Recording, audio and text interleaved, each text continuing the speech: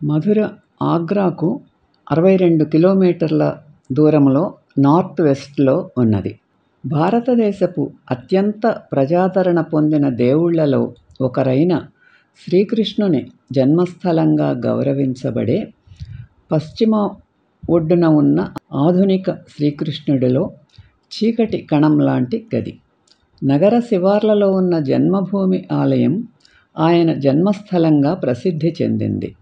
ఇంకా దూరంగా నది ఒడ్డున మధురలోని 25 ఘాట్లు, అద్భుతమైన దేవాలయాలు, మంటపాలు, చెట్లు మరియు నీటికి దారితీసే రాతి మెట్లతో కూడిన అద్భుతమైన వలయాన్ని ఏర్పరుస్తాయి. జామీ మసీదు దాని అద్భుతమైన టైల్ వర్క్తో నది ఒడ్డున ఉంది. 1860లో ఆర్మీ కంటోన్మెంట్లో నిర్మించబడిన Roman Catholic church of the sacred heart ఒక మనోహరమైన వింత. ఇది